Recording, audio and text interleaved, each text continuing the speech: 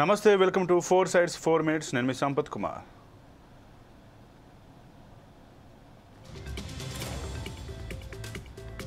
భారత్ పాక్ మధ్య కీలక చర్చలు జరగనున్నాయి. కాల్పుల విరమణ ఒప్పందం కుదిరిన నేపథ్యంలో తదనంతర పరిస్థితిపై ఇరు దేశాలు చర్చించనున్నాయి.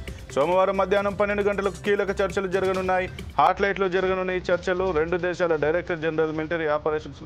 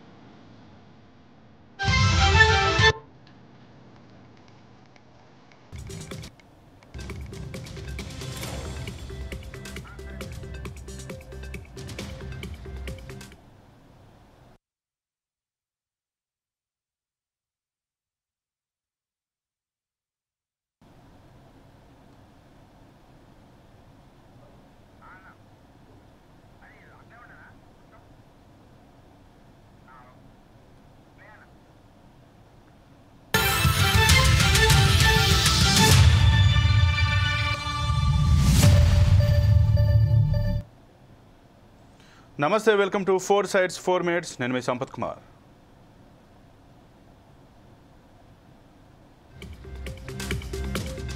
భారత్ పాక్ మధ్య కీలక చర్చలు జరగనున్నాయి. కాల్పుల విరమణ ఒప్పందం కుదిరిన నేపథ్యంలో తదనంతర పరిస్థితిపై ఇరు దేశాలు చర్చించనున్నాయి. సోమవారం మధ్యాహ్నం 12 గంటలకు కీలక చర్చలు జరగనున్నాయి.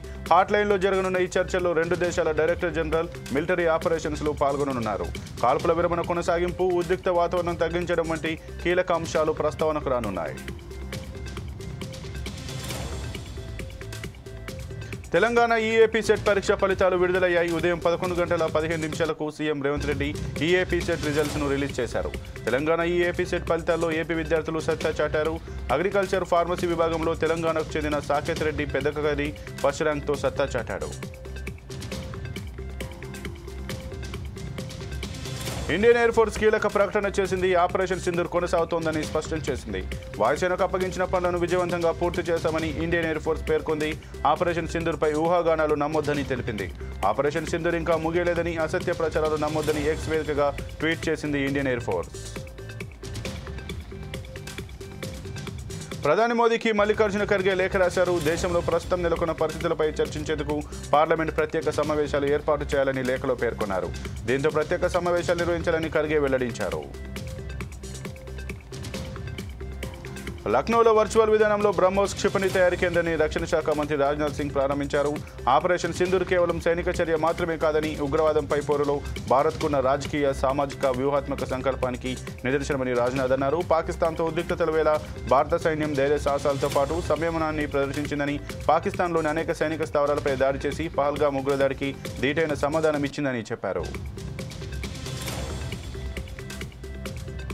దేశం కోసం ప్రాణాలు అర్పించి అమరుడైన శ్రీ సత్యసాయి జిల్లా కలితండవాసి జవాన్ మురళీనాయక్ అంత్యక్రియలు ముగిశాయి. మురళీనాయక్ భౌతిక కాయానికి ఆయన స్వగ్రామంలో ప్రభుత్వం అధికారిక లాంఛనాలతో అంత్యక్రియలు నిర్వహించింది.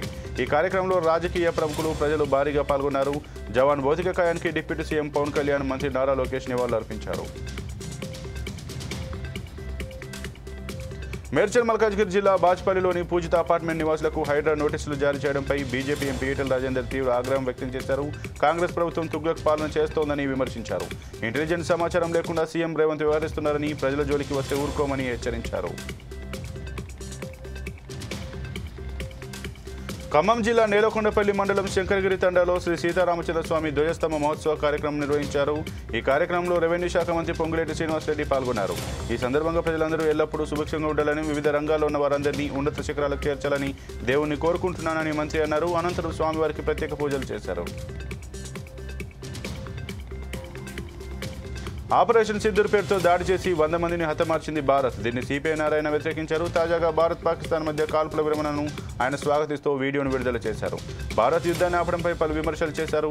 ఆ వీడియోలో ఆయన మాట్లాడుతూ భారత్ పాక్ మధ్య శాంతి చర్చలు జరగాలన్నందుకు ఒకప్పుడు తనను పాకిస్తాన్ పంపాలని అవాకులు చవాకులు పేరారు. ప్రధాని మోడీని పాకిస్తాన్ పంపించాలా అని ప్రశ్నించారు. పాకిస్తాన్ సైన్యంతో యుద్ధం చేస్తున్న బలూచ్ లిబరేషన్ ఆర్మీ సంచలన ప్రకటన చేసింది. భారత్కు మద్దతు ప్రకటించింది. భారత్ పాకిస్తాన్పై దాడి చేయాలని BLA ఒక లేఖ జారీ చేసింది. పాకిస్తాన్తో భారత్ చర్చల నేపథ్యంలో బలూచ్ లిబరేషన్ ఆర్మీ ప్రకటన కీలకంగా మారింది. చర్చల అనంతరం పాకిస్తాన్పై భారత్ నిర్ణయాత్మక చర్య తీసుకుంటే అందుకు తాము మద్దతిస్తామని వెల్లడించింది. భారత్కు సైనిక శక్తిగా నిలుస్తామని, పశ్చిమ సరిహద్దు నుంచి పాక్పై దాడి చేస్తామని స్పష్టం చేసింది.